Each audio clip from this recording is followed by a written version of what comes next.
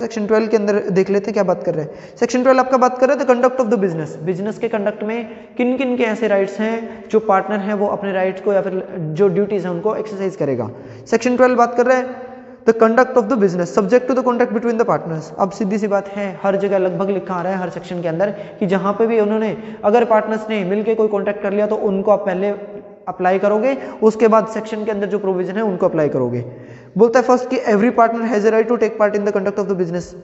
अब हर एक पार्टनर जो उस पार्टनरशिप फर्म का है उसके अंदर जो भी उसका बिजनेस चलाओगे उस बिजनेस में हर एक पार्टनर का राइट है कि एक्टिवली वो पार्टिसिपेशन करेगा। जो लिखा ना every partner has a right to take part, take part के ऊपर आप अंडरलाइन करके लिख सकते हो एक्टिव पार्टिसिपेशन। हर एक पार्टनर का अपना राइट है कि वो उस पार्टनरशिप फर्म के अंदर एक्टिव पार्टिसिपेशन देगा।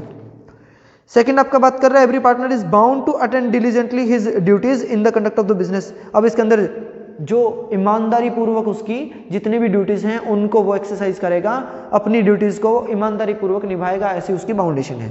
थर्ड क्लोज आपका बात कर रहा है any difference arising as to the ordinary matter. ये आपका सबसे मोस्ट इंपॉर्टेंट पार्ट सेक्शन 12 के अंदर आपका सी क्लोज है, जिसके अंदर पीटी के अंदर आपके अमूमन क्वेश्चन पूछे जाते हैं, जिसके अंदर दो पार्ट की बात करेगा, जहां पे आपके एक तो ऑर्डिनरी मैटर के ऊपर कुछ डिस्प्यूट होगा या फिर एक दूसरा फंडामेंटल जो मैटर है उसके ऊपर डिस्प्यूट आएगा।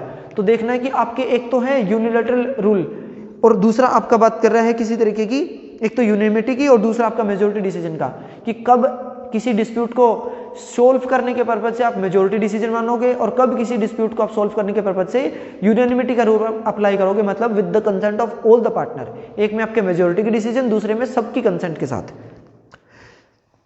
थर्ड आपकी क्लोज में लिखा है एनी डिफरेंसेस, एनी डिफरेंस मतलब यहाँ पे किसी डिस्प्यूट से रिलेटेड है कि किसी भी तरीके का डिस्प्यूट अराइज हो रहा है, तो जो डिफरेंस वर्ड है उसके ऊपर आप डिस्प्यूट लिख सकते हो।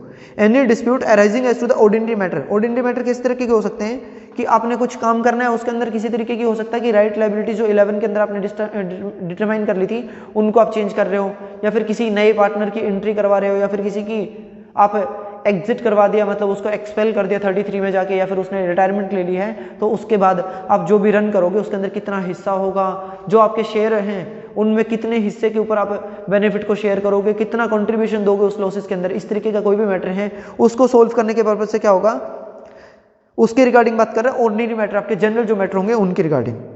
Arising as to the ordinary matter connected with the firm may be decided by the majority of the partners. अब इसके अंदर जो ऑर्डिनरी मैटर होंगे उनको डिसाइड करने के लिए मेजोरिटी डिसीजन माना जाएगा कि जितने पार्टनर हैं 6 हैं उनमें से 4 अगर कोई भी चीज बोल देंगे तो उनको आप मान लोगे, मतलब 51% जितने भी पार्टनर होंगे टोटल में से 51% आपके अगर बोल देंगे कि हाँ इस मैटर को आप इस तरीके से चेंज कर लो, तब आप मेजोरिटी डिसीजन को एक्सरसाइज कर लोगे। And every partner shall have the right to express his opinion. उन सब पार्टनर्स का राइट रहेगा कि वो उस पर्टिकुलर किसी भी ऑर्डिनरी मैटर को सॉल्व करने के रिगार्डिंग अपने ओपिनियन दे सकता है। Before the matter is decided, matter decide होने से पहले अपने ओपिनियन एक्सरसाइज करने का या फिर अपने ओपिनियन देने का हर पार्टनर का राइट है। उसके बाद बात कर रहा है बट वर्ड के बाद। अब जो बट से पहले पढ़ लिया उसके अंदर आपकी रूल ऑफ मेजोरिटी एप्लीकेबल हो रही है। ऑर्डिनरी मैटर को सॉल्व करने के लिए रूल ऑफ मेजोरिटी लगेगा कि जितने पार्टनर उनमें से जो मेजोरिटी डिसीजन आएगा उसको मान लोगे। लेकिन बट वर्ड के बाद रूल ऑफ यूनिनिमिटी लगेगा, जहां पे आपकी सारे के सारे पार्टनर हैं, सारे के सारे कंसेंट देंगे। ओनली इन दैट केस ही आपका उस पर्टिकुलर फंडामेंटल आपका जो नेचर का कोई भी डिस्प्यूट अराइज हो रखा है उसको सोल्व किया जाएगा। बढ़ लेते हैं एक बार। बोलते हैं बट नो चेंज में be made in the nature of the business. जो आपका नेचर ऑफ द बिजनेस है वो आपका एक तरीके का फंडामेंटल बिजनेस की बात हो रही है, फंडामेंटल कोई डिस्प्यूट है। अब फंडामेंटल मैटर का कोई भी आएगा, फंडामेंटल नेचर का कोई भी डिस्प्यूट आएगा उसको सोल्व करने के पर्पज से, मतलब हो सकता है कि पहले आप इंस्टीट्यूट चला रहे हो, वहां पे टीचिंग कर रहे हो, एकदम से किसी पार्टनर ने बोल दिया कि नहीं यार इंस्टीट्यूट में आपका फायदा नहीं हो रहा है, हम लोग कार बाजार खोल लेते हैं या फिर बाइक सेल्समैन का काम कर लेते हैं। तो ये आपका क्या है कि टोटली अपने जो बिजनेस है उसका नेचर ही चेंज हो रहा है। तो नेचर को चेंज करने से पहले क्या देखा जाएगा कि जितने पार्टनर है वो सारे के सारे कंसेंटेड है कि नहीं है, उसकी इसकी बात हो रही है।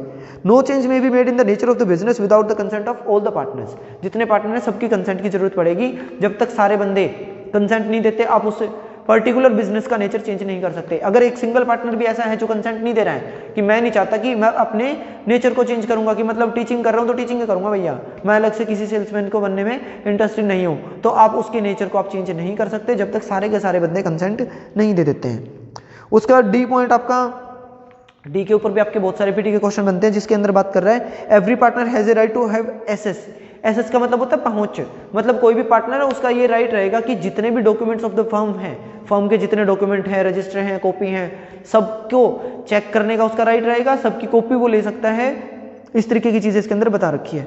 बोलता है every partner has a right to have access to and to inspect and the copy of the book of the firm, firm की जो भी रजिस्टर होगा उसकी फोटोकॉपी लेने का उसका अधिकार रहेगा। अब इसके अंदर पूछा जाएगा कि राइट टू हैव एक्सेस किस किस का है, कौन कौन पर्सन ऐसे होंगे जो उसकी कॉपी ले सकता है, उसको इंस्पेक्शन कर सकता है, उसकी एग्जामिनेशन कर सकता है।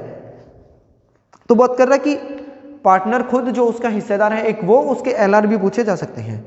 अब उसके जो एलआर होंगे, इनकेस हो सकता है कि उसकी पार्टनर की डेथ होगी, अब पार्टनर की डेथ के बाद जो भी अकाउंट्स हैं उनको चेक करने का राइट उनके जो डिसीज पार्टनर है उसके एलआर के पास से पहुंच जाएंगे। अब इसके अंदर एक और क्वेश्चन इसके अंदर पूछा जाता है कि किस स्टेज पे वो कॉपी ले सकते हैं, कि मतलब एक ये है कि ड्यूरिंग द कंटिन्यूएंस लोगे, या फिर जो उसकी डिसोल्यूशन की प्रोसेस चल रही है कोर्ट के अंदर उस प्रोसेस के दौरान ले सकते हो, कि डिसोल्यूशन के बाद भी ले सकते हो। तो यहाँ पे तीनों पॉइंट को आप कवर कर लेते हो कि जब भी वो पार्टनर है, मतलब during the continuance of that particular partnership firm, उसके दौरान भी वो उसका राइट रहेगा कि वो उसकी फर्म की कॉपी को चेक कर सकता है, उसकी फोटोकॉपी ले सकता है। दूसरा बोलता है कि जब उसकी डिसोल्यूशन चल रही है, तो डिसोल्यूशन चलेगी तो ऑब्वियसली क्या होगा कि अपने जितने भी शेयर होंगे एक पार्टनर वो क्लेम करेगा तो उसको कॉपी चाहिए होंगी तो क्या करेंगे, जो फर्म की जितनी भी कॉपी है उनको चेक करने का, उसकी कॉपी लेने का उसका राइट रहेगा। तीसरा बोलता है कि जब भी डिसोल्यूशन कंप्लीट हो चुकी है उसके बाद भी क्या वहां पे भी राइट रहेगा, बिल्कुल रहेगा, क्योंकि डिसोल्यूशन होने के बाद वाउंड अप नाम की एक अलग से प्रोसीडिंग होगी जिसके अंदर आपकी जो फर्म है उसकी टोटल एग्जिस्टेंस को खत्म किया जाएगा, जितने भी अकाउंट्स हैं उनको सेटलमेंट करोगे, जितने पैसे आपके बचे हैं उसको आप सब में बांट लोगे, तो उसके पर्पज से भी उसकी कॉपी ली जा सकती है। तो तीनों स्टेजेस की बात कर रहा है कि कब वो ले सकता है, कौन ले सकता है, इसके रिगार्डिंग क्वेश्चन पूछे जा सकते हैं।